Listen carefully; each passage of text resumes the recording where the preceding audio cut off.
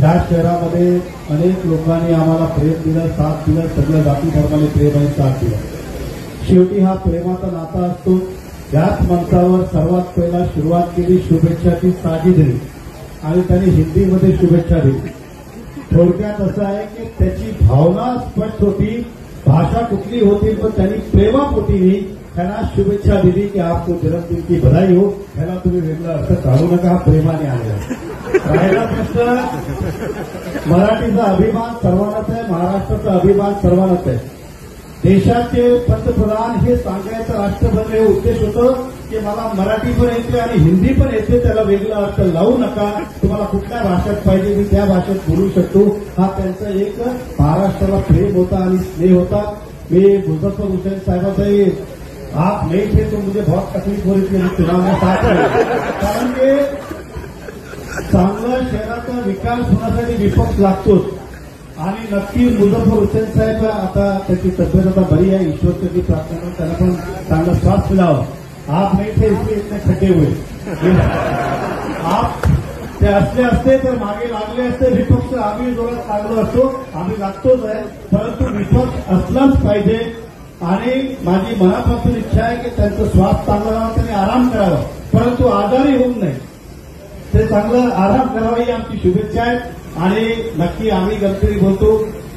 मुझफ्फर हुसैन साहेबांचं राजकारणामध्ये मोठा सिंहाचा वाटा आहे. त्यांच्याकडनं मी त्यांच्याकडनं बरेचसं काही शिकलोय. 5 वर्ष त्यांच्यासोबतही होतो.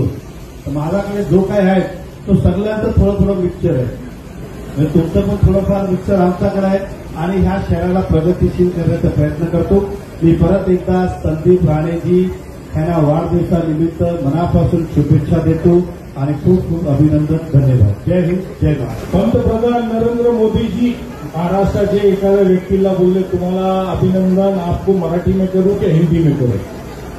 म्हणजे सांगायचं तात्पर्य हे की मराठी भाषेची लढाई जी मीरा भाईंदरला तुम्ही हाताशी घेतली त्याची चर्चा राष्ट्रपती भवनामध्ये झाली.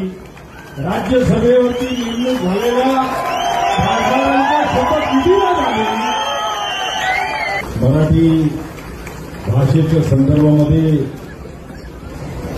अतिशय दुःखाची बाब अशी आहे, दुःख का म्हणतो मी, की ज्या राज्याची मातृभाषा त्या भाषेसाठी आपल्याला मराठी माणसाला लढाईची पाळी आली याच्यासाठी दुःख. आणि ती लढाई तुम्ही खांद्यावर उचलली.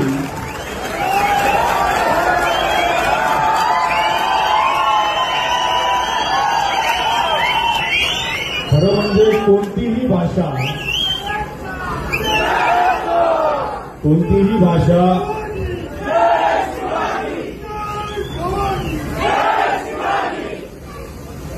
भाषा ही संभाषणासाठी असते, वादासाठी नसते.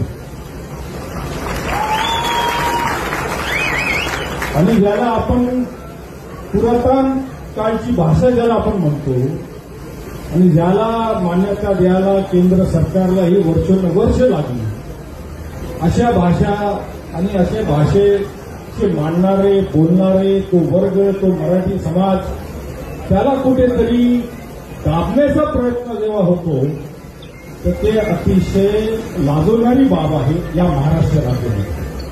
आणि त्यावेळी तुम्ही जी आवाज उसळली आणि त्याच्यामुळे पूर्ण देशभरामध्ये मला अशी माहिती आहे की 5 खासदार तिथे शपथविधी घेत होते. राष्ट्रपतीचे नेमणूक जी झाली त्या खासदार शपथ घेत असताना पंतप्रधान नरेंद्र मोदीजी महाराष्ट्राचे एखाद्या व्यक्तीला बोलले तुम्हाला अभिनंदन, आपको मराठी में करू की हिंदी में करू. म्हणजे सांगायचं तात्पर्य हे की मराठी भाषेची लढाई जी मीरा भाईंदरला तुम्ही हाताशी घेतली त्याची चर्चा राष्ट्रपती भवनामध्ये झाली. राज्यसभेवरती नेमणूक झालेल्या खासदारांच्या शपथविधीला झाली.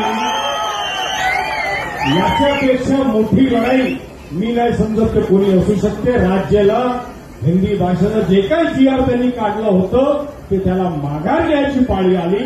ही आपली यशाची पहिली पायरी आहे. आणि म्हणून आज तुमच्या वाढदिवसाला ही जी जनता दिसते ना, ते मराठीवरती प्रेम करणारे, राजेंवरती प्रेम करणारे, छत्रपती शिवाजी महाराजांवरती प्रेम करणारे ही जनता प्रेमापोटी तुम्हाला शुभेच्छा द्यायला आलेली आहे, तुमचा केक कापण्यासाठी नाही. आता माझा लहानपणाचा मित्र आहे. मी मागील 5-6 महिन्यापासून खूप क्रिटिकल मला ट्रिपल जॉन्डिस झाला होता आणि ही माझी पहिली सार्वजनिक जीवनातली सभा आहे 7 महिन्यानंतर.